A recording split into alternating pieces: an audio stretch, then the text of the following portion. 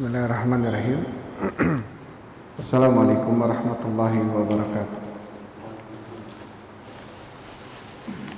Innal hamdalillah nahmaduhu wa nasta'inuhu wa nastaghfiruh wa na'udzu billahi min shururi anfusina wa min sayyiati a'malina. May yahdihillahu fala mudilla lahu wa may yudlilhu fala hadiyalah. Asyhadu an la ilaha illallah wa asyhadu anna Muhammadan abduhu wa rasuluh. Qala Allah ta'ala fi kitabihil karim, ya ayyuhalladzina amanu taqullaha haqqa tuqatih wa la tamutunna illa wa antum muslimun. Wa qala ta'ala ya ayyuhan nasu taqu rabbakumul ladzi khalaqakum min nafsin wahidah wa khalaqa minha zawjaha wa batha minhuma rijalan katsiran wa nisaa'a. Wattaqullaha alladzi tasaaluna bihi wal arham innallaha kana 'alaikum raqiba. Wa qala ta'ala ya ayyuhalladzina amanu taqullaha wa qulu qawlan sadida yuslih lakum a'malakum wa yaghfir lakum dhunubakum wa may yuti'illaha wa rasulahu faqad faza fawzan 'azima. Amma ba'du fa in asdaqal hadithi kitabullah wa khairul huda huda Muhammadin sallallahu alaihi wasallam wa syarrul umuri muhdatsatuha fa inna kulla muhdatsatin bid'ah wa kulla bid'atin dhalalah wa kulla dhalalatin finnar. A'adzanallahu wa iyyakum minan nar. Hadirin wal hadirat, ikhwan wa akhwati fillah, hafizakumullah. Alhamdulillah, insyaallah kita lanjutkan kajian kita dalam pembahasan kitab Al-Qawaidul Arba karya Syekh Muhammad bin Abdul Wahhab rahimahullah, yang disyarah oleh syarih, dijelaskan oleh Syekh Shalih Al-Fauzan hafizahullah ta'ala. Sebelumnya kita baru masuk ke pembahasan atau muqaddimah ya dari penulis. Disebutkan oleh Syekh Muhammad bin Abdul Wahhab rahimahullah, Asallahu al-karim rabbal arsyil azim an yatawallaka fid dunya wal akhirah. Aku meminta kepada Allah yang maha mulia, Rabb arsy yang agung, agar melindungimu di dunia dan di akhirat, wa an yaj'alaka mubarakan aina ma kunta, dan agar menjadikanmu penuh keberkahan dimanapun kamu berada, wa an yaj'alaka mimman idza u'tiya syakar, dan agar supaya Allah Subhanahu wa taala menjadikanmu seseorang yang apabila diberi dia bersyukur kepada Allah, wa idza btuliya sabar, dan apabila diuji dia bersabar, wa idza adnaba istaghfar, dan apabila dia berdosa maka dia beristighfar kepada Allah Subhanahu wa taala. Fa inna haula'i ats-tsalatsa unwanus sa'adah, maka mereka yang tiga itu adalah unwanus sa'adah, tanda-tanda atau alamat-alamat kebahagiaan. Dikatakan oleh Syekh rahimahullahu taala bahwasanya tanda-tanda kebahagiaan ada tiga, yaitu tatkala kita mampu bersyukur ketika kita diberi oleh Allah, dan yang kedua adalah tatkala kita mampu bersabar tatkala kita diuji oleh Allah Subhanahu wa taala, dan yang ketiga termasuk tanda-tanda kebahagiaan adalah tatkala kita berdosa maka kita beristighfar kepada Allah Subhanahu wa taala atau meminta ampun kepadanya.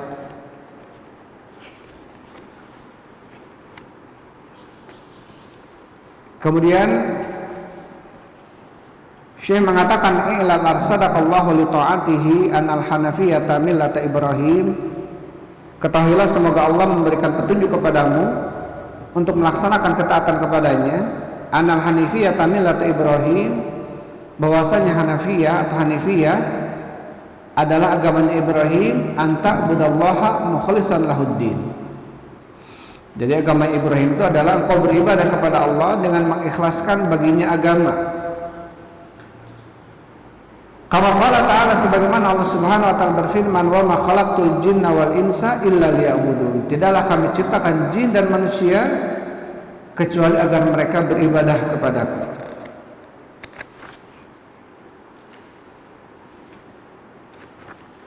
Baik.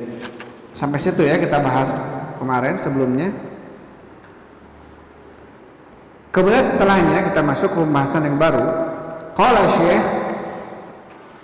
Qala Syekh rahimahullahu taala, fa idza arafta anna Allah khalaqaka li ibadatihi fa'lam. Fa idza, maka apabila arafta, kamu mengetahui, anna Allah, sesungguhnya Allah, khalaqaka, telah menciptakanmu li ibadatihi, untuk beribadah kepadanya, fa'lam, maka ketahuilah, annal ibadata, sesungguhnya ibadah, la tusamma ibadatun, tidaklah dinamakan dengan ibadah, illa ma'at tauhidi, kecuali bersamaan dengan tauhid. Ini kata Syekh rahimahullahu taala, apabila kamu mengetahui bahwasanya Allah menciptakanmu untuk beribadah kepadanya, maka ketahuilah bahwasanya ibadah yang kita laksanakan untuk Allah itu tidak dinamakan dengan ibadah kecuali Allah bersama dengan tauhid. Kemudian kata Syekh Shalih Fauzan hafizahullah, fa idza arafta anna Allah khalaqaka li ibadatihi, apabila kamu mengetahui bahwasanya Allah menciptakan untuk beribadah kepadanya, yakni maksudnya adalah idza arafta min hadir ayati, jika kamu mengetahui daripada ayat ini, ayat yang mana? Ayat yang Allah Subhanahu wa taala berfirman, "Wa ma khalaqtul jinna wal insa illa liya'budun." Tidaklah kami ciptakan jin dan manusia kecuali untuk beribadah kepadaku. Wa anta minal ins, kata Syekh. Kata Syekh rahimahullahu taala, beliau mengatakan, dan engkau termasuk dari kalangan manusia. Dakhilun fi hadhil ayati, masuk ke dalam ayat ini. Ayat wa ma khalaqtul jinna wal insa illa liya'budun. Wa arafta anna Allah ma khalaqaka abathan, dan kamu mengetahui bahwasanya tidaklah Allah menciptakanmu dalam keadaan abathan, sia-sia. Jadi Allah tidaklah menciptakan jin dan manusia ini untuk sesuatu yang sia-sia. Aw khalaqaka lita'kula wa tashraba faqat, atau Allah menciptakanmu hanya untuk makan dan minum saja. Ta'ishu fi hadhihi dunya wa tasrah wa tamrah, kamu hidup di dunia, kamu hidup di kehidupan dunia ini dalam keadaan kamu tasrah wa tamrah, ya, dalam keadaan senang, dalam keadaan sukacita. Lam yakhluquka lihadza, tentunya Allah tidak menciptakanmu untuk ini. Jadi untuk hidup, untuk makan, bersenang-senang saja. Khalaqakallahu li ibadatihi, Allah Subhanahu wa taala menciptakanmu untuk engkau beribadah kepadanya. Wa inna ma sakhkhara laka hadhil mawjudati, dan sesungguhnya Allah Subhanahu wa taala telah menundukkan, sakhkhara laka, telah menundukkan bagimu, hadhil mawjudati, ya, semua yang ada ini, dari mulai apa? Mulai burung-burung, binatang-binatang, ya, sesuatu yang ada di dunia ini, di alam semesta ini, itu Allah Subhanahu wa taala ciptakan untuk siapa? Untuk manusia. Wa sakhkhara lakum ma fis samawati wa ma fil ardi jami'an minhu, dan Allah telah menundukkan semua apa-apa yang ada di langit dan apa-apa yang di bumi, semuanya untuk siapa? Untuk Allah, untuk dia, manusia. Dari siapa? Dari Allah Subhanahu wa taala. Jadi untuk keberlangsungan hidup manusia. Wa inna ma sakhkhara laka hadhil mawjudati min ajli an tasta'ina biha al ibadatihi, dan sesungguhnya Allah telah menundukkan bagimu, ya, perkara-perkara yang ada ini, tujuannya adalah agar kamu bisa apa?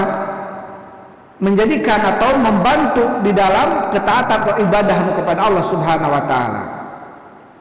Li'annaka la tastati'u an ta'isha ila bihadil asya, karena sesungguhnya kamu tidak akan bisa hidup kecuali dengan perkara-perkara ini. Ya, seperti burung, seperti laut, ikan di lautan, seperti burung di udara, seperti binatang melata dan lain sebagainya. Itu semua Allah Subhanahu wa taala ciptakan untuk manusia agar mereka hidup dengannya.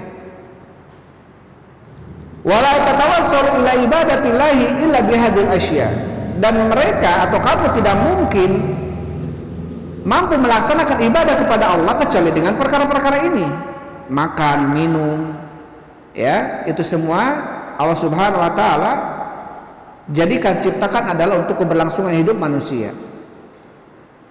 Sakharahallahu laka li ajli an ta'budahu. Allah menundukkan itu semua untukmu agar kamu bisa beribadah kepadanya. Laisa min ajli an tafraha biha.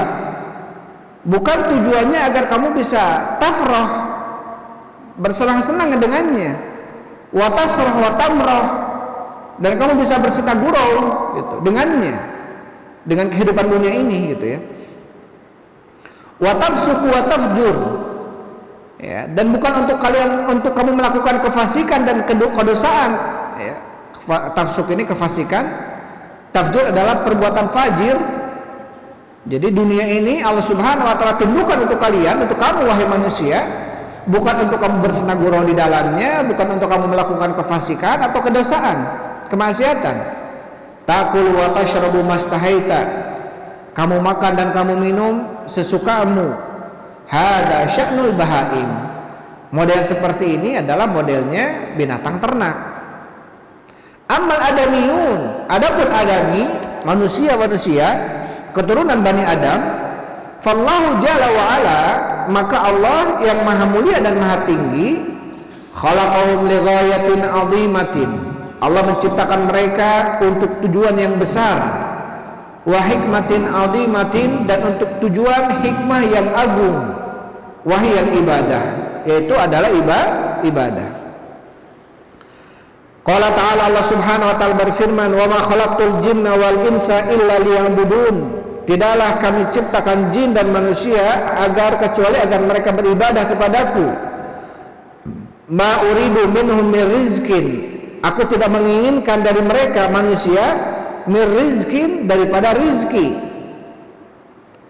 Allahumma khalaqaka litaktasibalahu, kata Syekh Shalih Fauzan, Allah tidaklah menciptakanmu agar kamu memberikan sesuatu untuk Allah, antahtarifa wa tajma' lahu malan, agar kamu bekerja dan mengumpulkan harta untuk Allah, tidak. Kama yaf'alu banu Adam ba'dhum li ba'd, sebagaimana anak-anak Adam melakukan hal itu untuk sebagian yang lainnya. Yaj'aluna ummalan yajma'una lahumul makasib, mereka menjadikan pekerja-pekerja sebagian mereka dengan yang lainnya. Yajma'una lahumul makasib, mereka mengumpulkan bagi mereka apa? Makasib, hasil-hasil. La, tidak. Allahu ghaniyun an hada, Allah maha kaya daripada ini. Ya, adapun ayat dalam firman Allah Subhanahu wa taala surat Al-Muzammil dan yang lainnya, in tuqridullaha qardan hasana yudha'ifu lakum, apabila kalian memberikan pinjaman kepada Allah dengan pinjaman yang baik, Allah akan melipat gandakan untuk kalian. Maka ada orang-orang Yahudi, mereka mengatakan innallaha faqir wa nahnu aghnia. Kata orang-orang Yahudi apa? Sesungguhnya Allah tuh fakir, Allah tuh miskin. Kenapa? Karena butuh pinjaman dari kita, katanya. Allah berfirman, in tuqridullaha qardan hasana, jika kalian memberikan pinjaman kepada Allah dengan pinjaman yang baik, maka Allah akan melipat gandakan untuk kalian. Kata mereka bahwasanya Allah fakir, kamilah yang kaya, kata mereka, karena Allah butuh pinjaman dari manusia. Ini salah tentunya, karena pinjaman yang dimaksud adalah zakat kita, sedekah kita yang kita berikan untuk Allah, maka Allah akan melipat gandakan, ya, sedekah tersebut. Tentunya Allah tidak butuh dengan itu semua. Sedekah yang kita keluarkan manfaatnya adalah untuk kita, bukan untuk Allah. Ya, bahkan kalaupun kita semua yang ada di dunia ini semuanya sedekah, atau semua yang ada di dunia ini semuanya melakukan ketaatan kepada Allah, jangan sampai kita kemudian mengira bahwasanya ketaatan kita yang kita laksanakan ini akan memperkuat kekuatan Allah, akan memperbesar kerajaan Allah. Tidak. Atau kebalikannya, misalkan, jangan sampai kita mengira bahwasanya kemaksiatan kita atau kemaksiatan seluruh yang ada di dunia ini itu mampu mengurangi kekuatan dan kekuasaan Allah. Tidak. sedikit pun tidak akan berkurang kekuasaan Allah dengan kemaksiatan kita. Bahkan sedikit pun tidak akan bertambah kekuasaan Allah dengan ketaatan kita. Allah Subhanahu wa taala berfirman dalam hadis Abu Dzar, ya, riwayat Tirmidzi atau yang lainnya. Dalam hadis Rasul mengatakan, ya ibadi, atau ya bani Adam, wahai anak Adam, law anna awwalakum wa akhirakum wa insakum wa jinnakum kanu ala aqwa qalbi rajulin wahidin minkum ma zala dzalika fi mulki syai'a.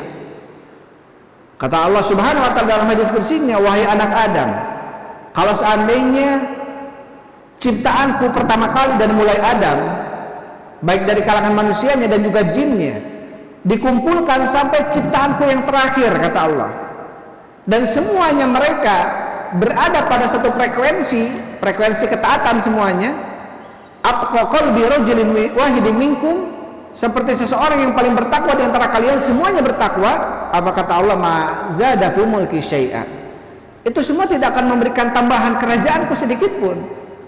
Jadi tidak boleh kita kemudian mengira dengan apa yang kita lakukan sekarang ini, ketaatan yang kita lakukan ini akan membuat Allah apa? Akan membuat Allah lebih besar kekuasaannya. Tidak. Karena itu semua akan kembali kepada kita. Bahkan in tuqridullaha qardan hasana, jika kalian memberikan pinjaman kepada Allah dengan pinjaman yang baik. Karena memang ini uslub Allah Subhanahu wa taala, uslub Allah, retorika Allah dalam Al-Qur'an yang agar apa? Agar manusia mau beribadah kepada Allah, karena Allah ganti. Jadi seperti apa? Seperti sedang berniaga dengan Allah. Allah Subhanahu wa taala berfirman, ya ayyuhalladzina amanu hal adullukum ala tijaratin.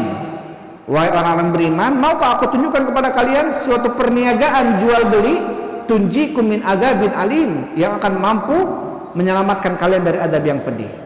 Tu'minuna billahi wa rasulih, ya, wa tujahiduna fi sabilillah bi amwalikum wa anfusikum. Beriman kepada Allah dan Rasulnya, dan kamu berjihad dengan diri dan hartamu. Ini perniagaan yang akan menyelamatkan kita dari azab Allah yang pedih. Maka kata Syekh Shalih Fauzan rahimahullah taala, ya, tidak seperti manusia yang kemudian apa? Mereka mempekerjakan mereka sebagian yang lainnya untuk apa? Untuk kehidupan mereka, atau mengumpulkan harta untuk tuannya. Tidak dengan Allah. Ya, kata Allah, ma uridu minhum min rizkin wa ma uridu an yut'imun. Aku tidaklah menginginkan rizki dari mereka, dan aku tidak menginginkan makanan dari mereka, kata Allah. Jadi Allah menciptakan manusia hanya untuk beribadah, ya, hanya untuk ibadah. Allahu ghaniyun an hadza, Allah maha kaya dari ini. Wallahu ghaniyun anil alamin, dan Allah maha kaya dari semesta alam. Walihada qala ma uridu minhum min rizqin wa ma uridu ayyutimun. Oleh karena ini Allah berfirman, tidaklah aku menginginkan dari kalian, dari mereka rizki, dan aku tidak menginginkan agar mereka memberikan makan kepadaku. Allah Jalla wa ala yut'im wa la yut'am. Allah lah yang memberikan makanan, dan Allah tidak diberikan makanan. Ghaniyun anit ta'am, Allah merasa cukup, Allah sangat tidak butuh kepada makanan. Wa ghaniyun jalla wa ala bi dzatihi wa laysa huwa fi hajatin ila ibadatika. Dan Allah maha kaya zatnya, dan Allah tidak butuh kepada ibadahmu. Lau kafarta ma naqasta malaka atau milkallah atau mulkallah. Kalau seandainya kamu kufur sekalipun, kata Syekh, maka kamu tidak akan mengurangi kerajaan Allah. Walakin anta alladzi bihajatin ilaihi, akan tetapi kamulah yang sangat butuh kepada Allah. Anta alladzi bihajati ila ibadah, kamulah yang justru butuh kepada ibadah. Famin rahmatihi, maka termasuk dari rahmat Allah, bentuk kasih sayang Allah kepada hambanya adalah annahu amaraka bi ibadatihi min ajli maslahatika. Sesungguhnya Allah memerintahkan kepadamu untuk beribadah kepadanya. Apa tujuannya? Untuk kemaslahatanmu. Ya, justru ibadah yang kita lakukan ini apa? Untuk kemaslahatan kita sendiri, gitu. Li'annaka idza abadtahu, karena sesungguhnya apabila kamu beribadah kepadanya, fa innahu subhanahu wa ta'ala yukrimuka bil jazaa'i was thawab, maka Allah akan memuliakanmu dengan balasan dan pahala. Fal ibadatu sababun li ikramillahi laka, maka ibadah adalah merupakan sebab pemuliaan Allah kepadamu di dunia wal akhirah, di dunia dan di akhiratnya. Rasul sallallahu alaihi wasallam beliau mengatakan, man yuridillahu bihi khairan yufaqihu fiddin. Barang siapa yang Allah inginkan baginya kebaikan, Allah akan fahamkan dia dalam agamanya. Ketika kita memperdalami ilmu agama, ketika kita memahami agama, berupaya untuk memperdalami ilmu agama, dan tentunya itu adalah pemberian dari Allah. Ya, Allah yang menggerakkan kita agar kita cinta kepada ilmu. Maka itu pun adalah pemberian dari Allah. Masalahnya untuk apa? Untuk kita sendiri gitu. Masalahnya apa? Untuk kita sendiri, yang mana Allah akan memuliakan kita dengan pahala dan balasan dari Allah Subhanahu wa taala.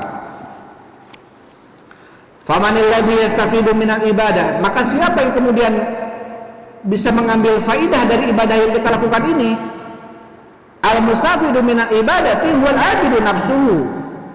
Yang bisa mengambil faidah dari ibadah adalah dia sendiri yang melakukan ibadah. Amallahu jalla wa ala, adapun Allah jalla wa ala, fa innahu ghaniyun an khalqihi, maka sesungguhnya Allah maha kaya dari makhluknya, tidak butuh kepada makhluknya. Jadi kita lah yang butuh kepada Allah Subhanahu wa taala. Ibadah yang kita lakukan tidak bermanfaat untuk Allah, tetapi manfaatnya adalah untuk kita. Kemudian Syekh Hafizahullah rahimahullah taala, Syekh Muhammad bin Abdul Wahhab mengatakan, fa idza arasta anna Allah khalaqaka li ibadatihi, apabila kamu mengetahui bahwasannya Allah menciptakan untuk beribadah kepadanya, fa'lam, maka ketahuilah annal ibadata la tusamma ibadatun, bahwasanya ibadah itu tidak dinamai dengan ibadah kecuali bersama dengan tauhid. Kama anna sholata la tusamma sholatu illa ma tahara, sebagaimana salat tidak dinamakan salat kecuali harus dengan bersuci, bersuci, maka tidak sah. La sholata bi ghairi tahur, kata Rasul, tidak ada salat tanpa bersuci. Begitu pula apa? Tidak ada ibadah tanpa tauhid. Seseorang yang beramal amalan ibadah sebanyak apapun amalannya, kalau tidak dibarengi dengan tauhid, tidak dibarengi dengan keikhlasan kita kepada Allah dalam melaksanakannya, maka percuma. Ya, maka tidak dinamakan dengan ibadah. Itu dinamakan dengan kesyirikan. Karena kita menyerahkannya bukan hanya untuk Allah, tapi untuk selain Allah. Dari asyarah penjelasan dari Syekh Shalih Fauzan, beliau mengatakan, idza arafta annallaha khalaqaka li ibadatihi, apabila kamu mengetahui bahwasanya Allah menciptakanmu untuk beribadah kepadanya, fa innal ibadata la takunu sahihatun yardaha Allah, maka sesungguhnya ibadah itu tidaklah terbukti akan menjadi ibadah yang sahihah, ibadah yang benar, yardaha Allah, yang Allah ridhoi Subhanahu wa taala, illa kecuali idza tawaffara fiha syarton, kecuali kalau dalam ibadah tersebut terpenuhi dua syarat. Idza ikhtalla syartun min asyartaini batalat, apabila kosong salah satu daripada dua syarat ini, maka batal ibadahnya. Jadi ibadah yang sahih itu, ibadah yang diterima oleh Allah itu adalah ibadah yang terpenuhi dengan dua syarat. Apabila salah satu darinya hilang, maka batal ibadahnya. Asyartul awwalu, syarat yang pertama, antakuna khalisatan liwajhillah. Jadi syarat yang pertama dalam ibadah, haruslah terbukti ibadah tersebut ikhlas, khalis, murni, liwajhillah, untuk wajah Allah, untuk mendapatkan keridhaan dan wajah dari Allah Subhanahu wa taala. Laisa fiha syirkun, tidak ada di dalam ibadah tersebut persekutuan, tidak ada kesyirikan. Maksudnya apa? Dia melakukan ibadah untuk Allah, tetapi di sisi lain dia mengharapkan pujian manusia. Misalkan dia ibadah untuk Allah, tetapi di sisi lain pingin dipuji oleh manusia. Berarti dia dalam amalan ibadah yang dilakukannya ada niatan untuk dipuji oleh manusia. Padahal ibadah itu harus betul-betul murni untuk mendapatkan wajah dan pujian dari siapa? Dari Allah saja. Fa in khalaqaha, maka apabila bercampur dengan ibadah tersebut syirkun, kesyirikan, batalat, maka batal ibadahnya. Mislu taharati, seperti taharah, bersuci. Idza khalaqaha hadatsun batalat, seperti bersuci, berwudu kita.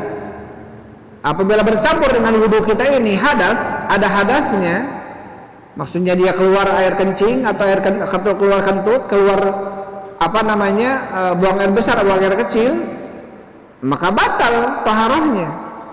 Kadzalika idza abadtallaha tsumma asyrakta bihi batalat ibadatuka. Begitu pula apabila kamu beribadah kepada Allah kemudian kamu mempersekutukan Allah, maka batal ibadahmu. Hadza syartul awal. Ini syarat yang pertama.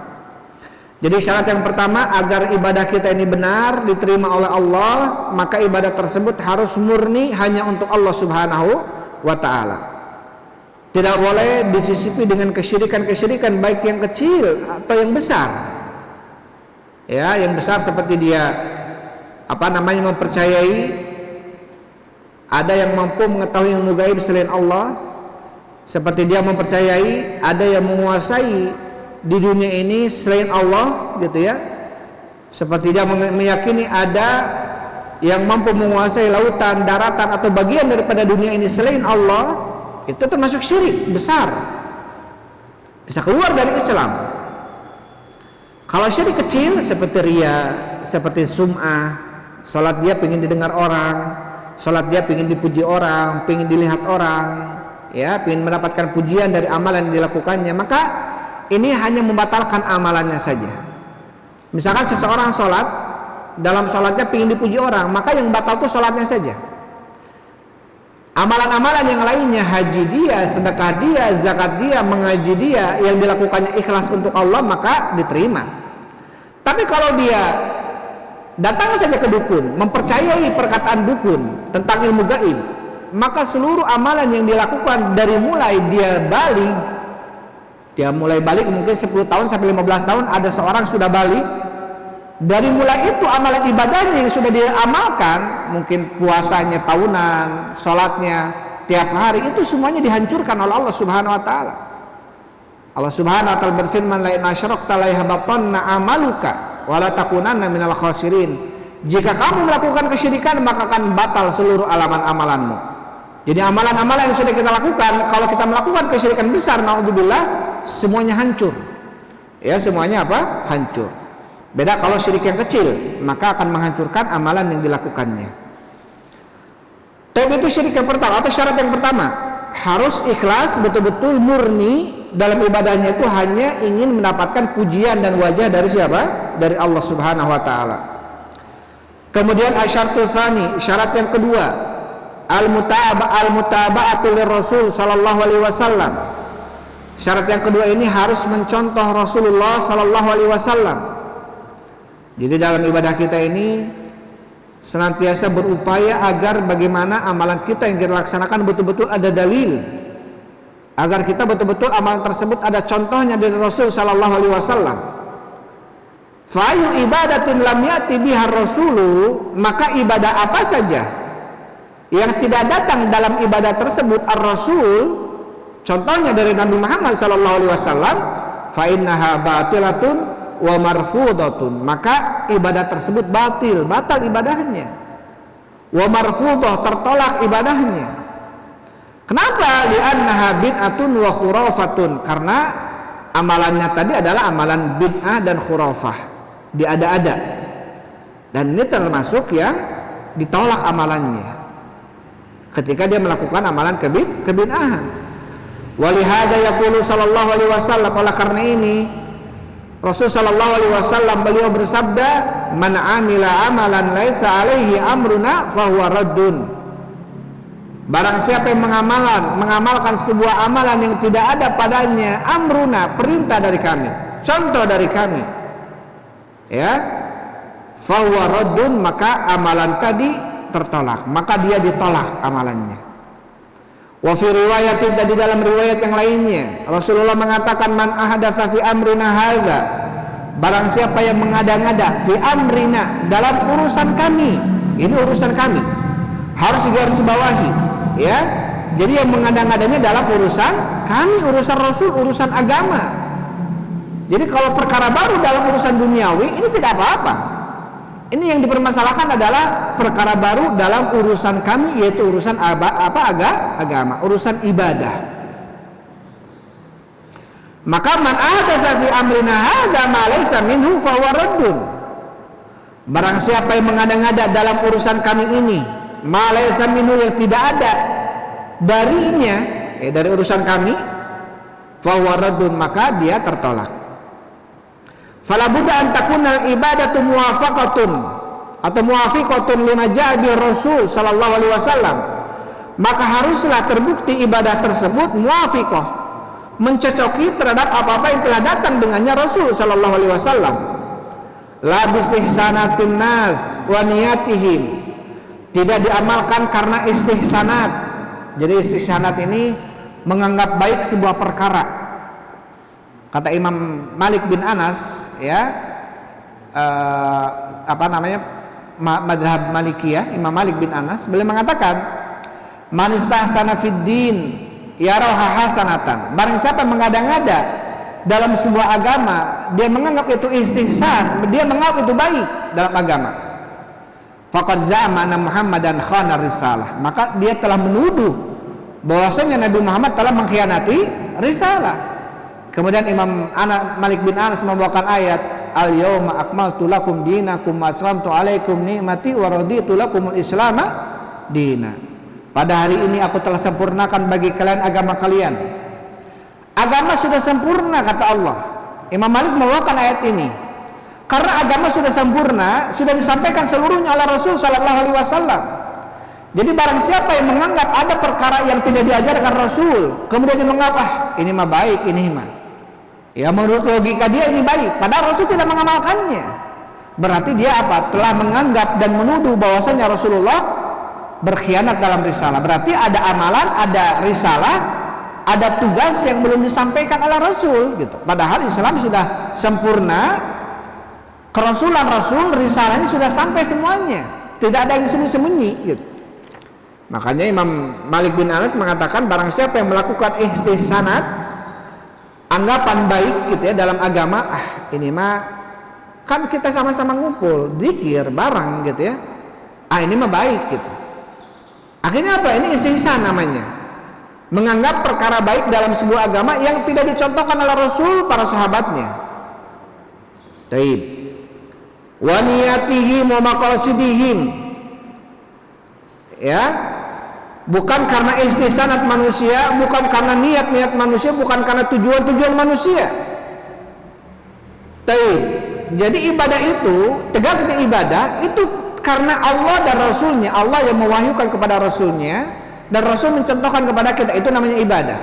Bukan karena apa? Karena istihsanat manusia, karena anggapan baik manusia, atau bukan karena niat-niat, yang penting kan niat kita baik gitu. Dan juga bukan karena maqasidihim, maksud dan tujuannya, yang penting kan tujuannya baik. Madama annaha lam yadulla 'alaiha dalilun minasyar'i fa hiya bid'atun. Selama amalan tersebut tidak ada dalil yang menunjukkan kepadanya, dalil syar'i, fa hiya bid'atun, maka dia adalah bid'ah. Wala tanfa'u sahibuha bal tadurruhu. Amalan tersebut tidak akan memberikan manfaat kepada para sahabatnya, para pemiliknya, pelakunya. Bal tadurruhu, justru akan memberikan madarat kepadanya. Kenapa? Li'annaha ma'siyatun, karena itu adalah maksiat. Wa in za'ama annahu taqarraba biha ila Allah azza wa jalla, walaupun dia menganggap ini sebagai bentuk taqarrub kepada Allah. Karena kalau nggak ada dalil, maka ini justru malah bahaya. Ya, ini justru malah bahaya.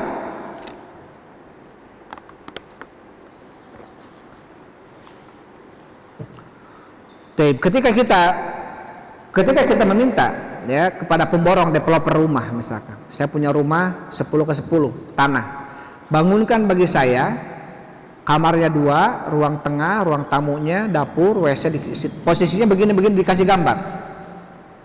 Kemudian si developer membangunkan untuk kita rumahnya acak-acakan, nggak seperti yang kita inginkan. Ya, secara logika saja kita manusia akan marah gitu. Karena dia telah mengada-ngada sesuatu yang kita tidak inginkan. Apalagi ini urusan agama. Allah menginginkan ibadah itu seperti ini. Karena ibadah itu dari Allah. Maka Allah yang menginginkan ibadah itu seperti itu, yaitu siapa? Allah. Karena ibadahnya diserahkan untuk siapa? Untuk Allah. Jadi Allah yang menginginkan ibadah itu harus ini, harus begini, harus begitu. Ketika kita mengada-ngada sesuatu yang tidak diinginkan oleh Allah dan Rasulnya, maka bukan hanya tertolak, tetapi bisa dosa, bahkan dosa besar. Sampai kata Rasul sallallahu alaihi wasallam, "Innallaha hajaba taubata sahibi bid'ah hatta yada'a bid'atahu." Kata Rasulullah, Allah akan menghijab, menutup pintu taubat bagi pelaku bid'ah sampai dia meninggalkan kebid'ahannya. Bahasa kasarnya apa? Anu bid'ah mah mau tobat-tobat gitu. Karena apa? Karena di selama itu dia masih menganggap itu baik. Dia nggak menganggap itu sebuah kemaksiatan, dia nggak menganggap itu sebuah kesalahan. Makanya nggak akan taubat gitu. Makanya nggak akan taubat karena memang Allah tutup pintu taubat bagi pelaku bid'ah sampai dia meninggalkan kebid'ahannya. Perkataan Sufyan Ats-Tsauri rahimallahu taala, ya, sahibul bid'ah ahabbu ila syaitan min sahibil ma'siyah. Pelaku bid'ah itu lebih dicintai oleh syaitan dibanding pelaku maksiat. Kenapa? Karena sahibul bid'ah itu dia tidak menyadari itu adalah amalan salah, amalan bid'ah, maka syaitan senang sama sahibul bid'ah ini. Terus ya akan dikawal sama syaitan. Tapi pelaku maksiat ini, kenapa? Karena pelaku maksiat dia selama itu masih melakukan maksiat, selama itu pula masih yakin itu maksiat. Ini nggak boleh sebetulnya. Tapi karena hawa nafsu mendorong dia untuk melakukan itu, akhirnya dia melakukannya. Tetapi di sisi lain apa? Pelaku maksiat ini masih sadar kalau itu adalah perbuatan salah. Beda dengan pelaku bid'ah. Makanya kata Imam Sufyan Ats-Tsauri, pelaku bid'ah itu lebih dicintai oleh syaitan dibanding pelaku maksiat. Kemudian Syekh mengatakan fala budda fil ibadati min hadaini syartaini, maka haruslah dalam ibadah itu ada dua syarat ini. Al-ikhlasu, yang pertama ikhlas, wal mutaba'atu li Rasul sallallahu alaihi wasallam, dan yang kedua adalah mencontoh Rasulullah sallallahu alaihi wasallam. Dalam masalah salat Rasulullah mengatakan sallu kama ra'aitumuni usolli. Salatlah kalian sebagaimana kalian melihat aku salat. Dalam masalah salat kita diperintahkan salat kita agar seperti salatnya Rasul. Ya. Dalam masalah haji Rasul sallallahu alaihi wasallam mengatakan khudhu anni manasikakum. Ambillah dariku manasik haji kalian. Jadi kalau kita melaksanakan ibadah haji, prosesinya, manasik-manasiknya itu harus seperti Rasul. Rasulullah mengawali dari mana, berakhir di mana. Rasulullah mengawali dari tanggal berapa sampai tanggal berapa. Itu sebaiknya terus kita menutupi atau mengikuti langkah Rasul. Karena harus seperti apa yang dikatakan atau dilakukan oleh Rasulullah sallallahu alaihi wasallam. Terus bagaimana kita mengetahui Rasul salatnya demikian dan demikian? Karena Rasul sudah lama meninggal, 1443 tahun yang lalu Rasulullah meninggal. Ya, atau 1434 tahun yang lalu berarti dipotong 10 tahun Hijriah. Ya. Terus bagaimana kita bisa tahu Rasul haji demikian dan demikian? Kalau kita tidak kembali kepada pengajian-pengajian. Kalau tidak kembali kepada Al-Qur'an dan Sunnah, kita tidak akan tahu. Makanya sesuatu kepastian, sesuatu keharusan adalah kita apa? Untuk memperdalami Al-Qur'an dan Sunnah, ya, agar tahu ibadah kita ini betul-betul di atas dalil, di atas ilmu. Dan yang kedua adalah mutaba'atur Rasul hatta takuna ibadatan sahihatan nafi'atan li sahibiha. Yang pertama ikhlas, yang kedua adalah mencontoh Rasul sehingga ibadah yang sahih bermanfaat bagi sahibnya, bermanfaat bagi pelakunya. Fa in dakhala syirkun batalat, maka apabila ibadah tersebut disisipi oleh kesyirikan, maka ibadahnya batal. Wa idza sarat mubtadi'atun laysa 'alaiha dalilun fa hiya batilatu aidan. Dan apabila dia menjadi seorang pelaku bid'ah dalam amalannya, laysa 'alaiha dalil, tidak ada padanya dalil dalam beramal, fa hiya batilatun aidan, maka amalannya pun sama, batal, tertolak gitu. Kalau dia tidak mengikuti dalil. Biduni hadaini syartaini la faidatan minal ibadati, tanpa dua syarat ini maka tidak ada faidahnya dalam ibadah. Tanpa dua syarat ini maka tidak ada faidah dalam ibadah. Kenapa? Li'annaha ala ghairi ma syara'allahu subhanahu wa ta'ala, karena dia mengamalkan ibadah tersebut ya tidak di atas apa yang disyariatkan oleh Allah. Wallahu la yaqbalu illa ma syara'a fi kitabihi, dan Allah tidak akan menerima ibadah kecuali apa yang telah disyariatkan oleh Allah ya dalam kitabnya, au ala lisan rasulihi, atau di atas lisannya Rasul sallallahu alaihi wasallam. Fala hunaka ahadun minal khalqi yajibu ittiba'ahu atau ittiba'uhu illa Rasul sallallahu alaihi wasallam. Maka di sana tidak ada seorang pun dari kalangan makhluk manusia yang wajib untuk diikuti kecuali Rasul sallallahu alaihi wasallam. Amma ma'ada Rasul, adapun selain Rasul, fa innahu yutba wa yuta idza taba'a Rasul. Adapun selain Rasul boleh dia diikuti, boleh dia ditaati selama apa? Selama dia taat kepada Rasul, selama dia mengikuti Rasulullah. Amma idza khalafa Rasul, adapun orang tersebut menyelisih Rasul, fala ta'ata, maka tidak boleh ditaati, tidak boleh diikuti. Yaqulullahu ta'ala, Allah subhanahu wa ta'ala berfirman, ati'ullaha wa ati'ur rasul wa ulil amri minkum. Taatilah oleh kalian Allah, taatilah oleh kalian Rasul, dan ulil amri minkum, dan pemimpin ulil amri di antara kalian. Wa ulul amri hum al-umara wal ulama, dan ulul amri ini maksud adalah al-umara ya, para pemerintah, pemimpin-pemimpin, wal ulama, dan para ulama. Ini tetapi di sini Allah berfirman apa? Ati'ullaha wa ati'ur rasul, enggak pakai wa ati'u ulil amri, dihilangkan ati'u-nya. Ati'ullaha wa ati'ur rasul wa ulil amri, bukan ati'ullaha wa ati'ur rasul wa ati'u ulil amri, bukan. Dihilangkan ati'u ulil amri-nya. Kenapa?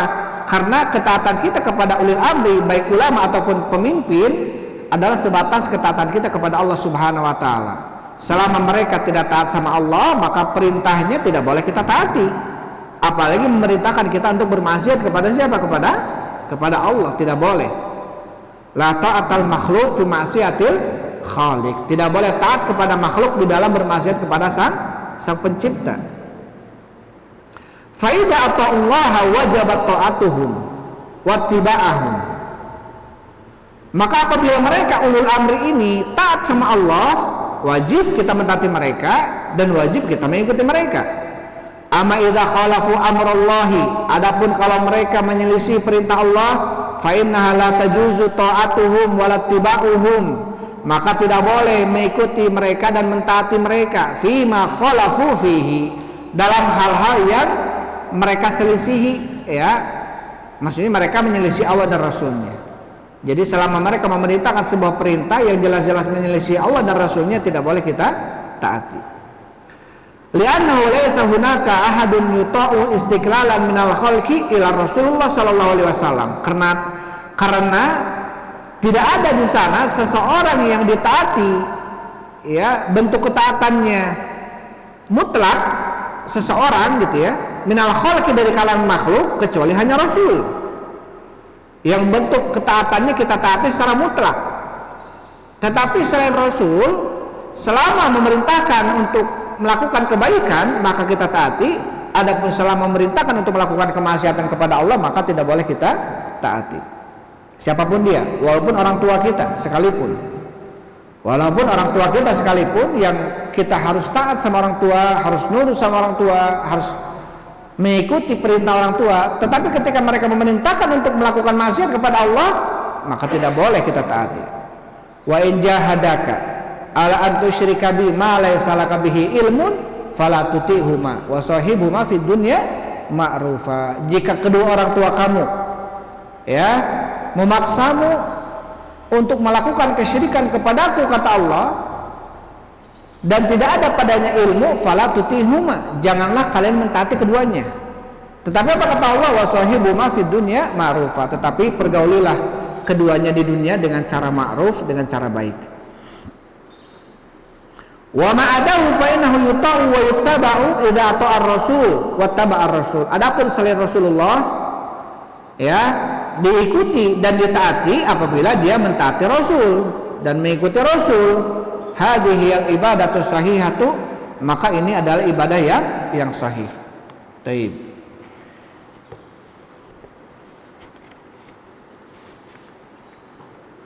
Ini masih mukadimah ya. Belum masuk ke dalam bab qawaidul arba. Ada 4 kaidah. Ada kaidah pertama, kaidah kedua, dan kaidah ketiga dan keempat. Dan kita masih di mukadimah.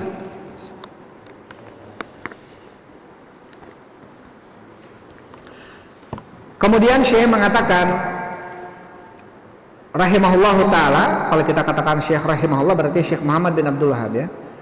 Qala Syekh rahimahullahu taala, fa idza arafta anna syirka, apabila kamu mengetahui anna syirka bahwasanya kesyirikan, idza khalaqal ibadata, apabila bercampur dengan ibadah, afsadaha akan menghancurkannya, wa batal amala dan akan menghapuskan amalan, wasara sahibu minal khalidina finnar, dan menjadilah pelakunya termasuk orang yang kekal dalam neraka, arafta anna ahamma ma'alaika, kamu mengetahui bahwasanya yang terpenting untukmu adalah ma'rifatul dzalik, mengetahui tentang itu. Ya, jadi kalau kamu sudah mengetahui ternyata syirik itu bahaya, kalau bercampur dengan ibadah bisa menghancurkan ibadah.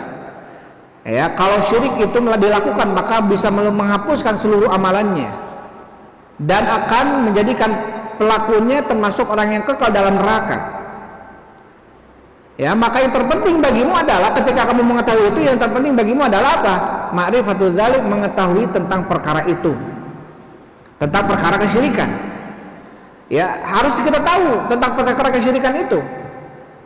Para ulama mengatakan araqtu syarra la li syarri lakin li tauqih. Wa man ya'rifu syarra minal khairi wa man lam ya'rifu syarra minal khairi waqa'a fi. Araqtu syarra la li syarri. Aku mengetahui kejelekan bukan untuk diamalkan kejelekan itu. Lakin li tauqih, tetapi untuk aku menghindar darinya. Wa man lam ya'rifu syarra minal khair, barang siapa yang tidak mengetahui kejelekan dari kebaikan, waqafi, dia akan terjatuh ke dalamnya.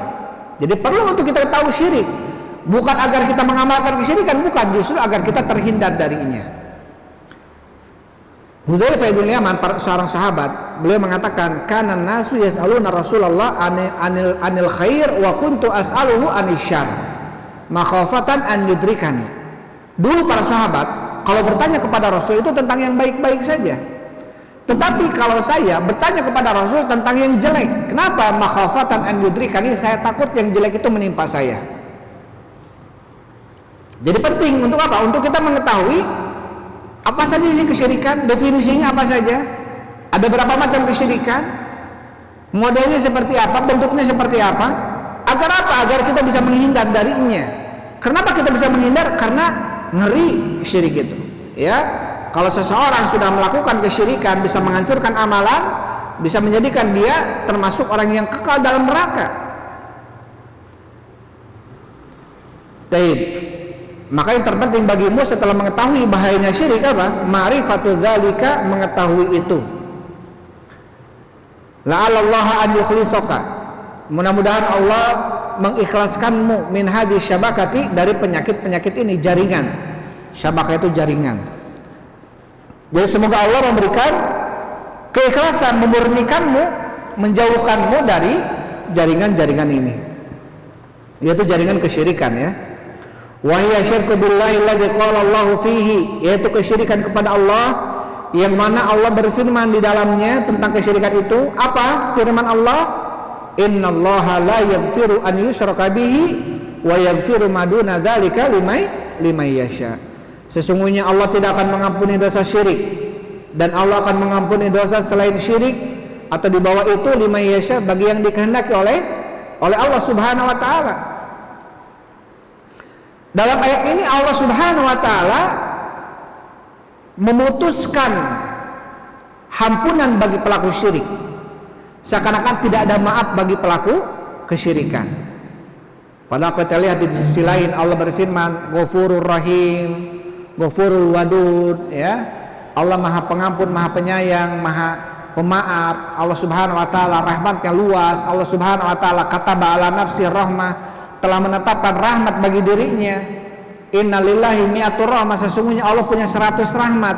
Nazala biha wahidan, Allah turunkan satu rahmat itu sekarang di dunia. Saling berkasih sayang antara ibu dengan anaknya, antara suami dengan istrinya, bahkan binatang buas dengan anak-anaknya. saling berkasih sayang mereka dengan satu rahmat yang Allah bagikan. Yang 99 Allah akan turunkan kapan? Nanti di hari kiamat di padang mahsyar. 99 rahmat. Banyak orang-orang yang kemudian di Allah selamatkan dari api neraka atas syafaatnya siapa? Rasul sallallahu alaihi wasallam. Tetapi bagi pelaku kesyirikan la yaghfiru, Allah tidak akan mengampuninya. Jadi apa? Allah memutuskan rahmat. Padahal dirinya Allah mengatakan apa? Kataba ala nafsihi rahmah. Allah telah mewajibkan rahmat untuk dirinya. Tetapi bagi pelaku kemaksiatan, bagi pelaku kesyirikan seakan-akan tidak ada maaf baginya. Ngeri. Ya, kalau kita jatuh kepada kesyirikan sudah, kemudian kita mati dalam keadaan belum bertobat, tidak akan ada maaf bagi orang tersebut karena dia telah melakukan kesyirikan. Bahkan kalaupun ya dimintakan ampun oleh kerabat keluarganya, oleh bahkan siapapun yang memintakan ampun, bahkan seorang nabi pun tetap orang musyrik tidak akan diampuni. Maka nalin nabi walladzina amanu ayastaghfiru lil musyrikin walau kanu uli qurba. Enggak pantas bagi orang yang beriman dan para nabi dan orang-orang yang beriman untuk beristighfar bagi mereka orang-orang musyrikin walaupun mereka kerabat dekat. Ketika Nabi SAW memintakan ampun untuk ibunya Aisyah radhiyallahu anha. Ketika Nabi SAW memintakan ampun untuk siapa? Abu Thalib pamannya. Nggak pantas kata Allah bagi Nabi dan orang beriman untuk memintakan ampun bagi orang-orang musyrik walaupun mereka kerabat dekatnya. Jadi walaupun kerabat dekatnya seorang Nabi, walaupun kerabat dekatnya seorang yang syahid di jalan Allah di medan tempur, yang bisa memberikan syafaat bagi kerabat keluarganya, tetapi ketika kerabat keluarganya melakukan kesyirikan maka tidak akan sampai syafaat itu. Karena apa? Wala yashfa'una illa liman irtada man dalladhi yashfa'u indahu illa bi'izni. Jadi syarat syafaat itu yang pertama bagi orang yang diridhai oleh Allah. Syarat bagi diridhai adalah orang tersebut bukan pelaku syirik.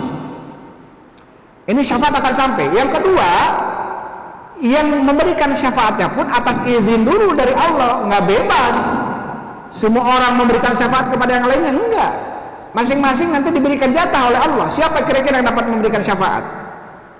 Enggak semuanya memberikan syafaat. Sampai ketika manusia berbondong-bondong datang kepada Nabi Adam, agar apa? Dimintakan syafaat kepada Allah. Kata Nabi Adam, aduh saya nggak bisa. Coba datang kepada Nabi Nuh.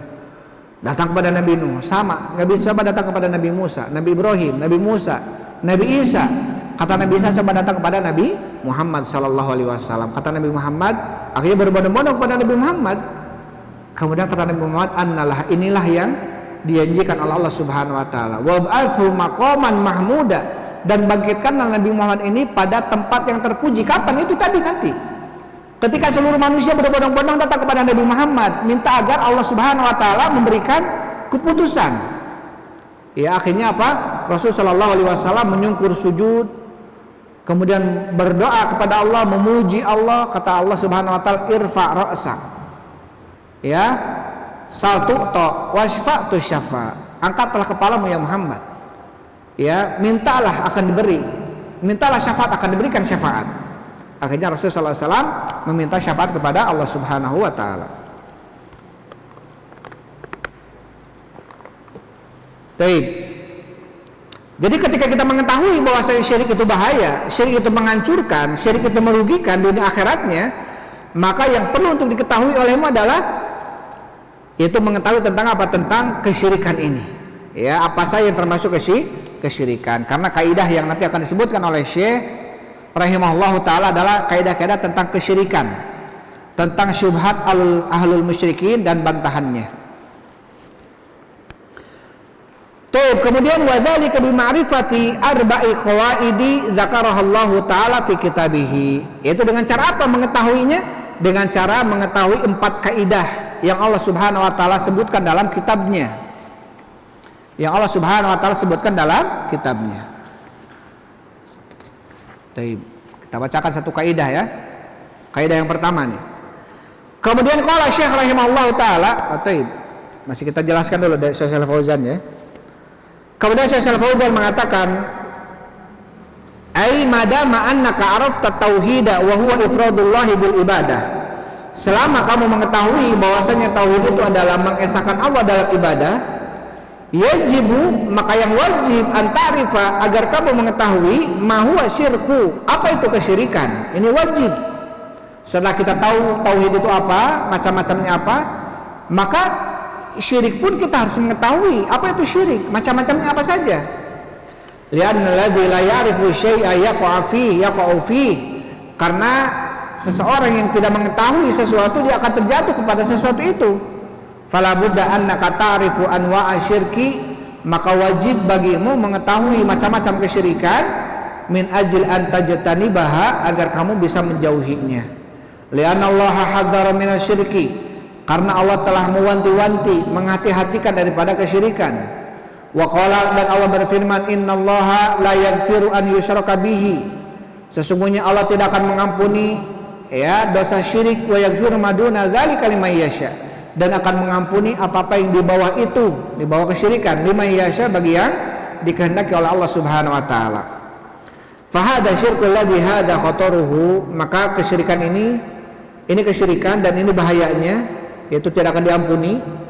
Wa huwa annahu yahrimu minal jannah, juga kesyirikan bisa mengharamkan seseorang dari surga, diharamkan.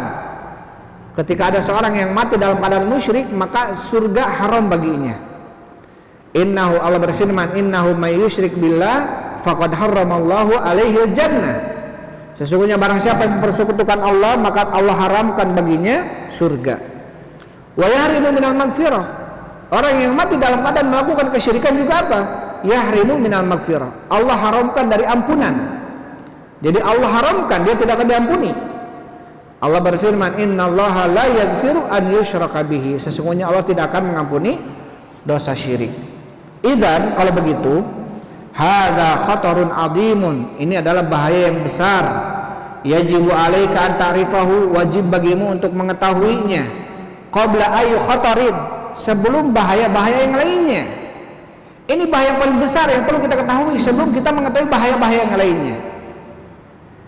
Lianna syirka dhalat fihi afhamun wa uqulun, karena kesyirikan ini telah menyesatkan banyak pemahaman dan akal-akal manusia.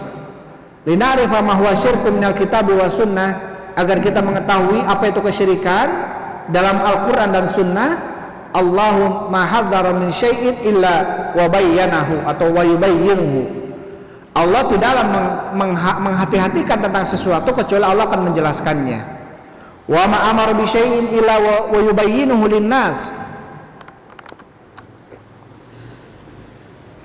dan tidaklah Allah memerintahkan tentang sesuatu kecuali Allah akan menjelaskannya untuk manusia.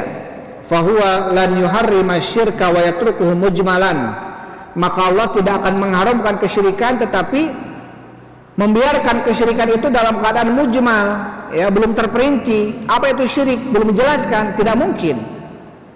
Allah mengharamkan, mewanti-wantikan agar hambanya menjauhi kesyirikan, pasti Allah menjelaskan, membeberkan, memperinci apa saja kesyirikan itu.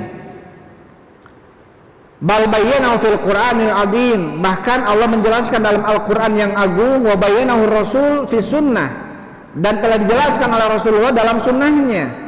Bayanan syafian, penjelasan yang sempurna.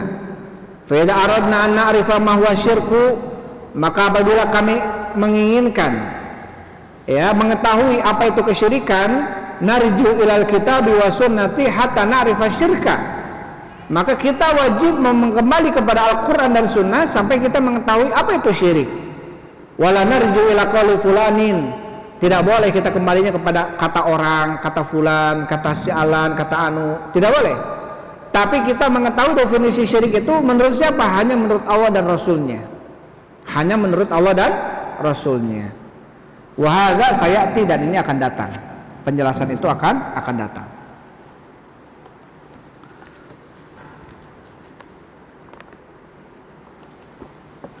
Baik. Dan kita masuk ke Al-Qaidatul Ula ya. Qala Syekh rahimahullahu taala, berkata Syekh rahimahullahu taala, Al-Qaidatul Ula. Jadi ada 4 kaidah tentang pengetahuan tentang bahaya syirik, subhat ahlul musyrikin dan bantahannya gitu ya. Apa saja 4 kaidah tadi? Al-Qaidatul Ula, kaidah yang pertama, antalama kamu mengetahui annal kufar, bahwasanya orang-orang kafir, alladzina qatalahumur rasul, yang mana orang-orang kafir tersebut dibunuh, diperangi oleh Rasul sallallahu alaihi wasallam, yukirruna, mereka menetapkan bi annallaha ta'ala, bahwasanya Allah subhanahu wa ta'ala huwal khaliqu, dialah zat yang menciptakan, al mudabbiru, dialah zat yang mengatur, wa anna dzalika lam yudkhilhum fil Islam, tetapi itu semua tidak memasukkan mereka ke dalam Islam. Wa dalilu qauluhu ta'ala, dan dalilnya firman Allah subhanahu wa ta'ala. Taib. Jadi kaidah pertama adalah kamu mengetahui bahwasanya orang-orang kafir yang diperangi oleh Rasulullah, kata Allah subhanahu wa ta'ala, faqtulul musyrikin, bunuhlah oleh kalian orang-orang musyrikin dimanapun kalian mendapati mereka. Orang-orang musyrikin yang diperintahkan oleh Allah, yang diperintahkan oleh Allah kepada Rasulnya untuk diperangi itu adalah orang-orang yang mereka menetapkan bahwasanya Allah sang pencipta, bahwasanya Allah yang mengatur dunia isinya ini, mengatur, menghidupkan, mematikan, memberikan rezeki. Ini mudabbir semuanya, ya, yang mengatur. Tetapi keyakinan mereka itu semua lam yudkhilhum fil Islam, tidak memasukkan mereka ke dalam Islam. Bahkan Allah menamai mereka dengan musyrikin. Faqtulul musyrikina haitsu wajadtumuhum. Apa dalilnya? Bahwasanya mereka menetapkan bahwasanya Allah yang memberikan rezeki, Allah yang menghidupkan, ya, Allah yang memiliki pendengaran, penglihatan, dan mematikan dan menghidupkan dan mengatur dunia dan isinya ini. Ini dalam surat Yunus ayat 31 Allah Subhanahu wa taala berfirman, "Qul man yarzuqukum minas sama'i wal ard." Katakanlah ya Muhammad, siapa yang memberikan rezeki kepada kalian, minas sama'i wal ard, rezeki yang ada dari langit dan rezeki yang ada di bumi, turun dari langit atau keluar dari bumi. Amma yamliku sam'a wal absar, siapa yang memiliki pendengaran dan penglihatan. Wa may yukhrijul hayya minal mayyit, dan siapa yang mampu mengeluarkan kehidupan dari kematian. Wa yukhrijul mayyita minal hayy, dan mengeluarkan kematian dari kehidupan. Wa man yudabbirul amra, dan siapa yang mengatur urusan. Fasayaquluna Allah, maka mereka akan mengatakan Allah. Faqul, maka katakanlah kepada mereka, afala tattaqun, kalau begitu tidakkah kalian takut? Ya, jadi dalam ayat ini Syekh Shalih Fauzan menjelaskan kepada kita bahwasanya apa? Orang-orang musyrikin yang diperintahkan oleh Allah untuk dibunuh dan diperangi oleh Rasul sallallahu alaihi wasallam, orang-orang tersebut adalah orang-orang yang meyakini bahwasanya Allah yang menghidupkan, mematikan, mengatur dunia dan isinya. Tapi tetap diperintahkan oleh Allah untuk apa? Diperangi, dibunuh, karena mereka tidak bertauhid uluhiyah. Jadi mereka ini bertauhid rububiyah. Mereka meyakini Allah sebagai Rabb, ya, Rabb ini yang menguasai, yang mengatur, yang menghidupkan, mematikan. Ini masuk ke dalam kategori definisi Rabb atau rububiyah. Baik, kemudian Syekh Shalih Fauzan beliau menjelaskan hafizahullah taala al-qaidatul ula. Kaidah yang pertama, anta'rifa annal kufar alladzina qatalahumur rasul sallallahu alaihi wasallam. Kamu harus mengetahui bahwasanya orang-orang kafir yang diperangi oleh Rasulullah sallallahu alaihi wasallam kanu mukirrina bi tauhidir rububiyah. Mereka adalah orang-orang yang menetapkan tauhid rububiyah. Jadi orang-orang yang bertauhid rububiyah. Wa ma'a dzalika iqrarihim, dan bersama pengakuan mereka itu, penetapan mereka itu bi tauhidir rububiyyati, dengan tauhid rububiyah, lam yudkhilhum fil Islam, tidak menyebabkan mereka masuk ke dalam Islam. Walam yuharrim dima'ahum wal amwalahum, dan tidak mengharamkan darah-darah mereka dan harta-harta mereka. Bahkan Allah perintahkan untuk diperangi. Fadalla ala anna tauhid Allah, fadalla ala anna tauhid, maka ini menunjukkan bahwasanya tauhid itu laisa wal iqrarul bi rububiyyati faqat, bukan hanya pengakuan terhadap rububiyah saja.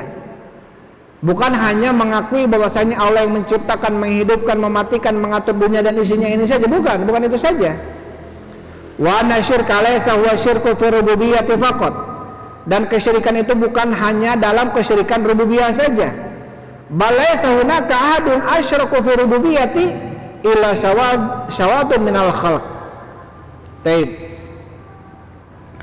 Bahkan di sana tidak ada seseorang yang lebih melakukan kesyirikan dalam rububiyah kecuali hanya kelompok kecil saja. Wa illa faqulul umami tuqiru bitauhidir rububiyah. Karena kalau tidak, hampir seluruh umat ini, manusia ini, mereka meyakini tauhid rububiyah, kecuali kelompok-kelompok kecil, ateis, komunis, ya, orang-orang yang tidak punya agama. Ini kelompok orang-orang yang tidak mengetahui, tidak meyakini adanya Allah sang pencipta. Adapun selain itu, orang musyrikinya, orang majusinya, orang Yahudinya, Nasraninya, baik agama-agama samawiyah, baik agama-agama ardiyah, di antara mereka ada banyak yang mengakui bahwasanya Allah lah yang menciptakan, Allah lah yang menghidupkan, Allah lah yang mematikan, Allah lah yang mengatur dunia dan isinya ini, gitu ya. Wa tauhidur rububiyyati huwa, dan tauhid rububiyah adalah al-iqraru, menetapkan, mengikrarkan, ya, meyakini, menetapkan, bi anallaha wal khaliqu, bahwasanya Allah sang pencipta, ar-raziqu yang memberikan rezeki, al-muhyi yang menghidupkan, al-mumit yang mematikan, al-mudabbiru yang mengatur. Au bi ibaratin akhsar, atau dengan ungkapan yang lebih pendek, tauhidur rububiyyati huwa, tauhid rububiyah adalah ifradullahi ta'ala bi af'alihi subhanahu wa ta'ala. Tauhid rububiyah adalah mengesahkan Allah dalam fiil-fiilnya Allah subhanahu wa ta'ala. Apa saja fiil-fiil Allah? Menghidupkan, mematikan, menciptakan, mengatur dunia dan isinya, ya, memberikan rezeki. Ini adalah fiil-fiil Allah. Taib. Fala ahada min khalqi idda'a anna hunaka ahadan yakhluqu ma'allah. Maka tidak ada seorang pun dari kalangan makhluk, yaitu manusia, idda'a, meyakini, mengakui bahwasanya di sana ada seseorang yang mampu menciptakan bersama Allah Ta'ala. Tidak ada seorang pun yang mampu, ya. Taib. Yarzuqu ma'allah, jadi tidak ada seorang pun makhluk manusia yang mengakui, meyakini bahwasanya di sana ada seseorang yang mampu menciptakan seperti ciptaan Allah atau mampu memberikan rezeki bersama Allah. Ya, tidak ada seorang pun. Bahkan jangankan untuk menciptakan ciptaan Allah yang besar, langit bumi dan isinya, untuk menciptakan seekor lalat sekalipun, kata Allah, ya, lam yakhluqu dzubaban wala wajtama'ulah. Mereka tidak mampu menciptakan seekor lalat sekalipun, walaupun mereka berkumpul untuk berpikir bagaimana caranya menciptakan lalat. Lalat saja mereka tidak akan mampu menciptakannya, apalagi makhluk yang lebih besar daripada itu. Hadza khalqullah, kata Allah, faruni madza khalaqal ladzina min duni. Inilah ciptaan Allah, langit bumi, alam semesta ini ciptaan Allah subhanahu wa ta'ala. Faruni, kata Allah, maka tunjukkanlah kepadaku mana yang diciptakan oleh sesembahan-sesembahan kalian itu selainku.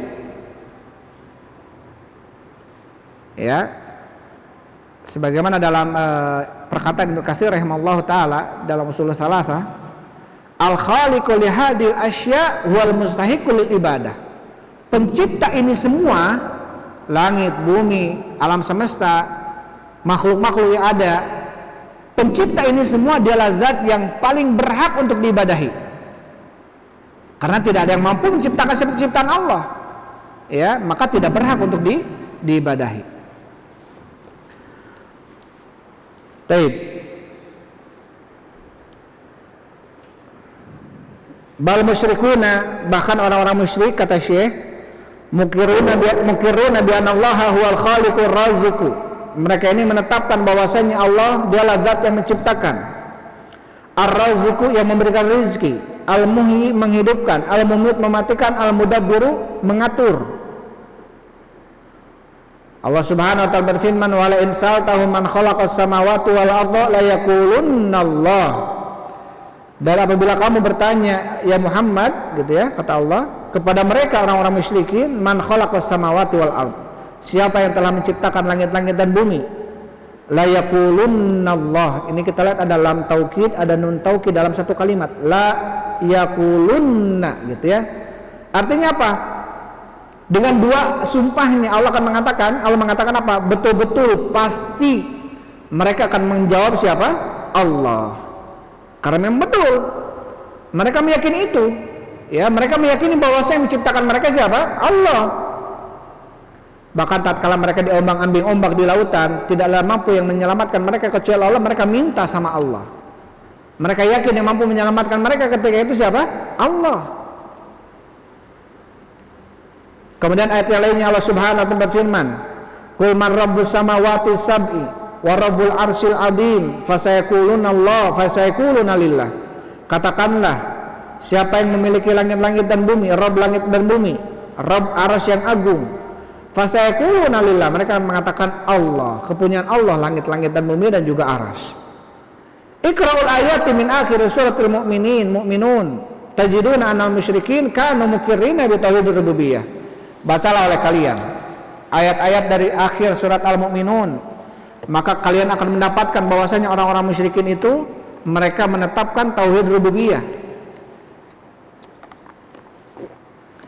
Wa kadzalika fi surat Yunus, begitu pula dalam surat Yunus Allah Subhanahu wa taala berfirman, "Qul man yarzuqukum minas samawati wal ard."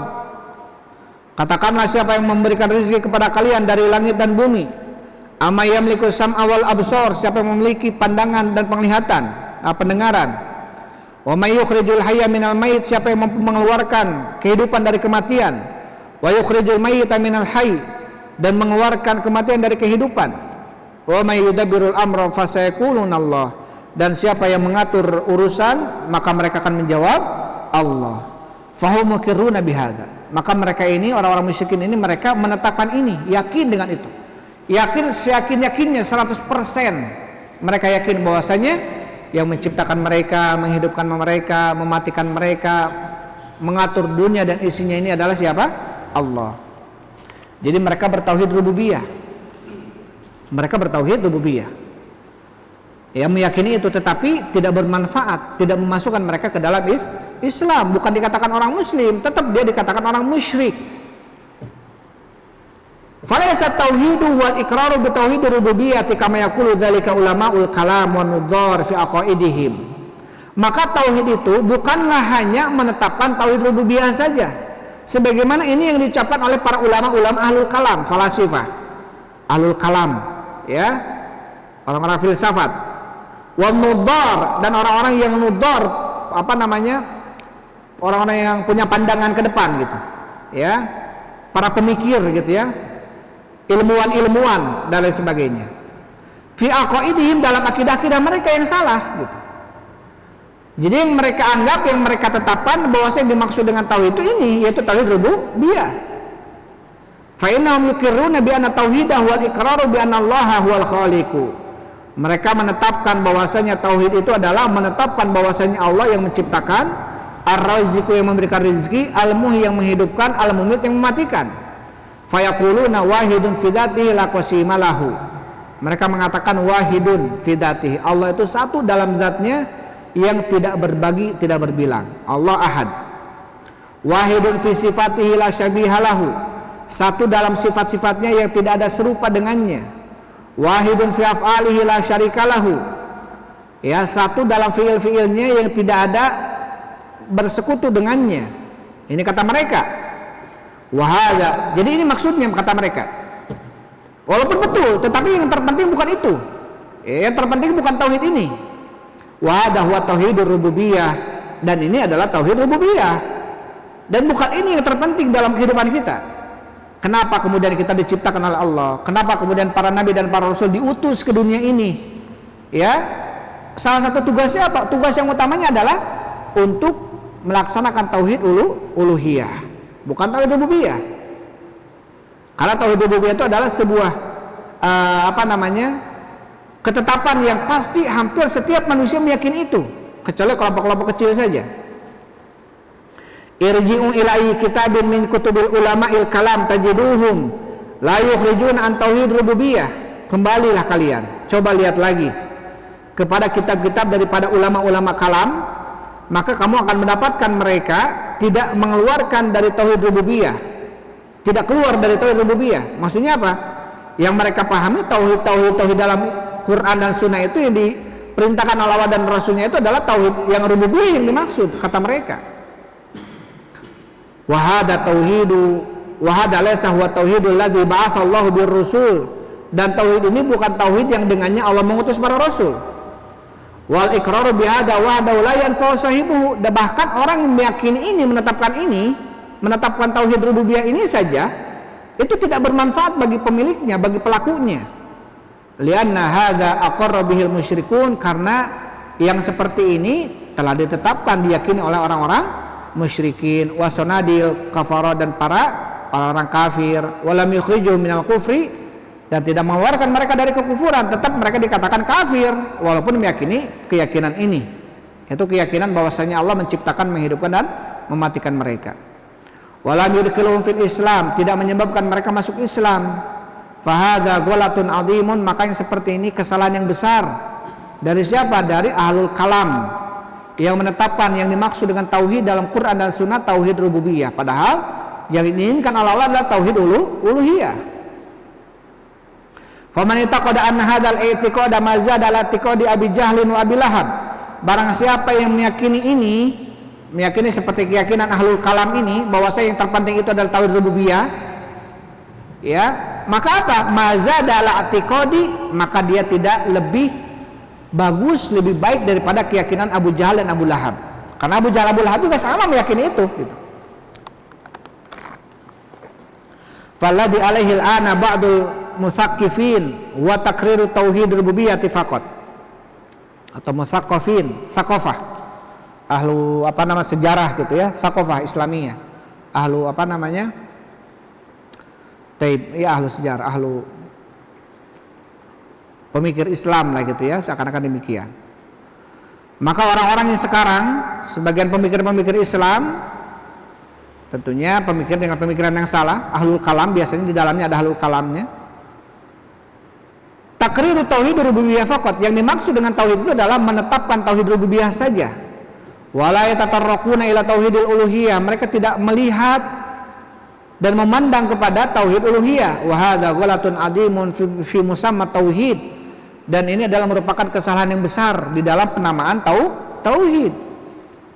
Justru yang dimaksud dengan tauhid itu adalah tauhid uluhiyah. Itu yang terpenting. Karena tauhid rububiyah mah pastilah semua orang, kecuali orang-orang yang tadi dikatakan ya, pasti bertauhid rububiyah. Kita katakan siapapun dia, di atas gunung mau dimanapun, terpencil sekalipun, kalau dia beragama, kalau dia ada keyakinan, hati bersih gitu ya, bukan komunis, katakan siapa yang menciptakan kamu, pasti dia akan mengatakan Allah. Dia tahu bahwa dunia ini diciptakan oleh sang penguasa, itu Allah Subhanahu Wa Taala. Ini ada dalam diri seorang manusia.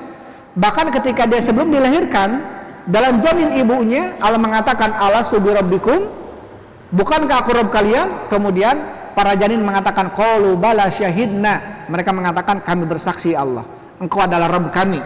Jadi bertauhid rububiyah, ya, kecuali karena orang yang tidak bertauhid rububiyah, maka orang tersebut akan bertentangan dengan akal dan naluri yang sehat.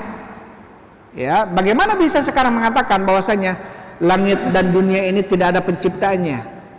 Barang yang kecil saja seperti ini pasti ada yang menciptakan, nggak mungkin ujug-ujug ada gitu. Apalagi dengan sesuatu yang lebih besar dari itu, nggak mungkin ujug-ujug ada dunia dan isinya ini, nggak mungkin. Maka tentunya keyakinan mereka ini pasti bertentangan dengan apa? Pasti bertentangan dengan akal sehat gitu ya. Pasti bertentangan dengan akal sehat.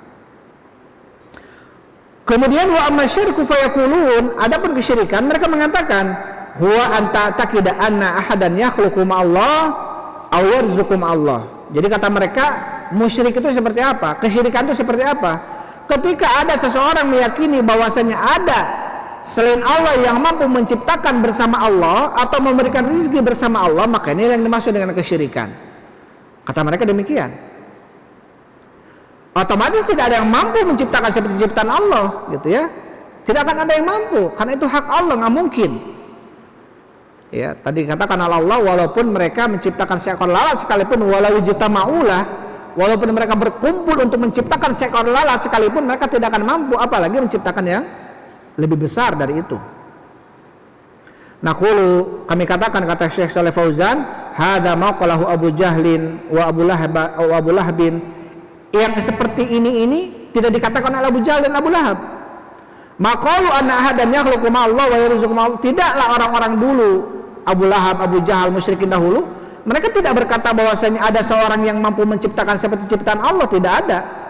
Atau ada orang yang mampu memberikan rezeki bersama Allah, tidak ada. Balhum mukirruna, bahkan mereka orang-orang dulu, Abu Jahal, Abu Lahab dan teman-temannya, mukirruna bi annallaha huwal khaliq. Mereka menetapkan bahwasanya Allah lah yang menciptakan, ar-raziq yang memberikan rezeki, al-muhyi yang menghidupkan, al-mumit dan yang mematikan. Taib. Itu kaidah yang pertama, ya. Kaidah yang pertama bahwasanya kita harus mengetahui bahwa orang-orang kafir yang diperangi oleh Rasulullah adalah orang-orang yang mereka menetapkan tauhid rububiyah. Berarti tauhid rububiyah yang mereka yakini selama ini tidak bermanfaat bagi mereka dan tidak menyebabkan mereka masuk Islam. Ya. Ini kaidah yang pertama. Taib. Sudah hampir jam 11 ya. Kalau kita lanjut kaidah kedua agak panjang, insya Allah kita lanjut di kesempatan yang akan datang ya. Untuk kaidah yang kedua dan seterusnya. Taib ikhwani fillah hafizakumullah, sebelum ditutup kajian kita ini, mungkin ada yang dipertanyakan sebelum itu. Tafadhol ya, silakan.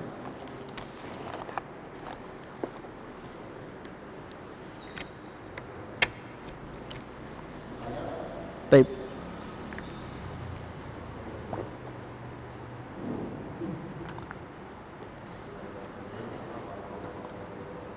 Waalaikumsalam warahmatullahi wabarakatuh.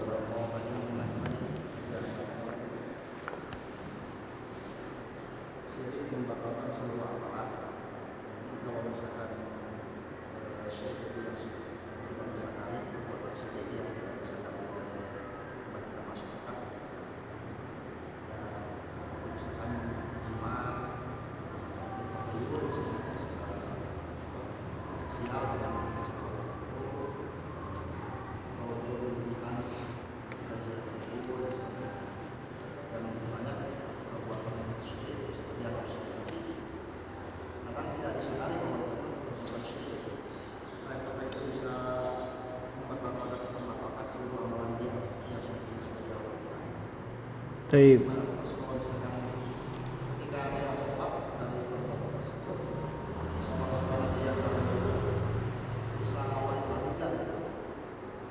Seluruh amalan yang dikerjakan bisa balik lagi kalau dia udah bertobat gitu. Taib. Taib. Itu dulu ya pertanyaannya. Jadi pertanyaannya, apakah orang-orang yang melakukan kesyirikan, tentunya yang dimaksud mungkin kesyirikan besar ya. Karena kalau kesyirikan kecil itu tidak membatalkan seluruh amalan, hanya membatalkan amalan itu saja. Misalkan ada seorang sholat, dia riya dalam sholatnya, maka amalan yang batalnya apa? Sholatnya saja gitu ya. Adapun amalan-amalan yang lainnya tidak batal. Berarti yang dimaksud itu adalah melakukan kesyirikan besar. Bagaimana dengan masyarakat sekarang yang mungkin ada di antara mereka melakukan kesyirikan-kesyirikan besar dalam keadaan tidak menyadari itu? Apakah kemudian akan menghancurkan amalan-amalan yang mungkin sebelum melakukan itu mereka sedekah, mereka haji, mereka mengaji, baca Quran yang ikhlas, apakah juga hancur? Tapi ini kalau kita melihat definisi para ulama tentang harus sampai kepada mereka hujjah. Allah Subhanahu wa taala berfirman, "Wa ma kunna mu'adzibina hatta nab'atsa rasula." Dengan ayat ini ada yang mengatakan sampai perlu kepada mereka ini ilmu hujjah. Karena Allah berfirman, wa ma kunna mu'adzibin, tidaklah kami mengadab mereka sampai kami utus dulu kepada mereka rasul. Jadi ada kaum melakukan kemaksiatan, kalau belum datang kepada mereka rasul, mereka tidak akan diadab oleh Allah, karena memang belum ada yang menyampaikan basyiran wa nadhiran, tidak ada rasul. Tapi kalau sudah ada rasul masih melakukan itu, maka berarti mereka termasuk orang yang berhak mendapatkan siksa dari Allah. Yang pertama adalah, apakah masyarakat kita di sekitar kita misalkan ketika melakukan kesyirikan tidak ada seorang pun yang mengetahui atau tidak seorang pun yang memberikan kabar kepada mereka tentang amalan mereka ini salah?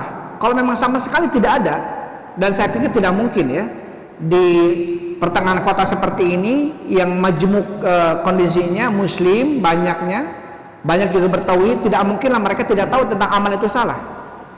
Hanya saja mungkin mereka tidak menghiraukan saja, mereka mengaku itu benar gitu.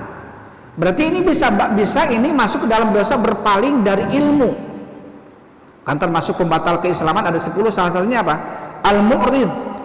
Ya, dia berpaling daripada ilmu, tidak mau mencari ilmu. Ini pun bisa termasuk membatalkan keislaman. Maka bisa jadi ada orang yang kemudian mengabarkan kepada dia, akhirnya dia nggak menghiraukan itu, dia menganggap apa yang dia lakukan ini benar, ya berarti ini termasuk apa? Karena kufur itu, ya pengkafiran seseorang itu bukan hanya saja melakukan kesyirikan yang menyebabkan dia kufur saja. Kufur itu ada kufur aba, kufur istikbar, kufur inad, kufur yang menyebabkan dia kafir karena aba wastakbar, seperti iblis. Iblis kafir. Iblis bertauhid sekali iblis. Bahkan bertauhid rububiyahnya, bertauhid uluhiyahnya, bertauhid asma wa sifat kepada Allah. Iblis ini. Tapi kalau disuruh sujud kepada Adam dia nggak mau, dia kafir. Kenapa kafir? Aba dan istikbar, enggan dan sombong.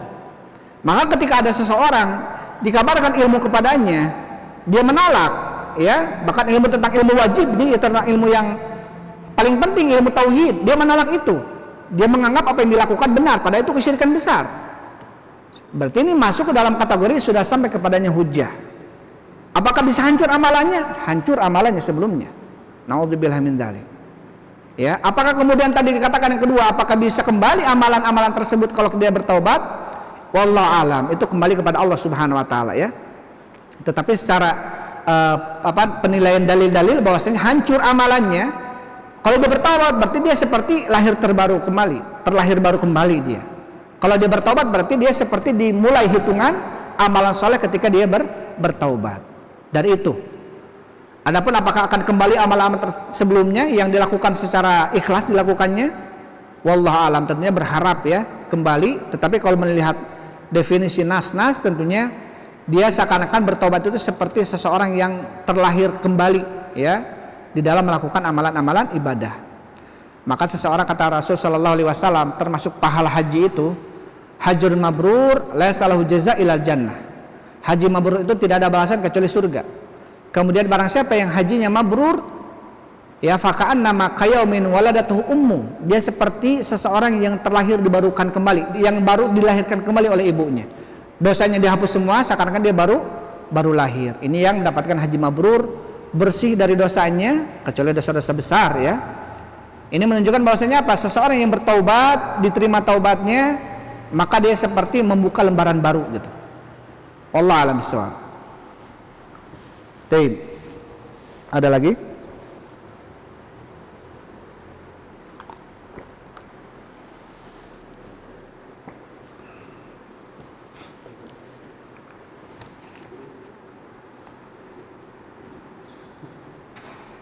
Baik.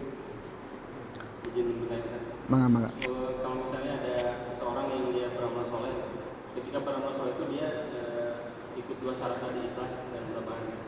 Terus kemudian setelah waktu berlalu sekian lama, dia menceritakan amalnya itu ke orang lain. Apakah itu termasuk ke tergolong riya? Terus apakah amalannya itu terhapus atau belum? Baik. Jadi ketika berjalan beberapa saat, dia menceritakan kepada yang lainnya.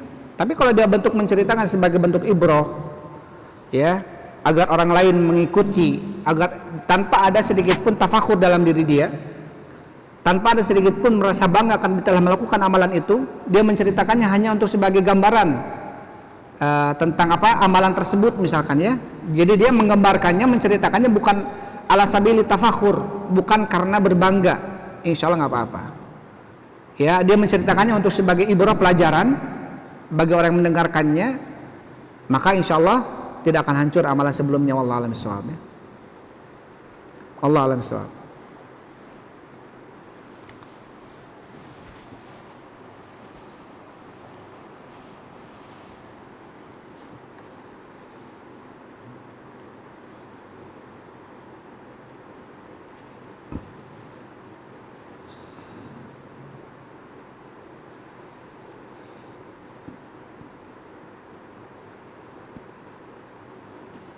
Tidak ada lagi? Itu saja mungkin ya bisa sampaikan, mudah-mudahan bermanfaat bagi kita semua. Allahu a'lam bishawab. Alhamdulillah. Wassalatu wassalamu ala Rasulillah. Subhanakallahumma rabbana wa bihamdik asyhadu an la ilaha illa anta astaghfiruka wa atubu ilaik. Assalamualaikum warahmatullahi wabarakatuh.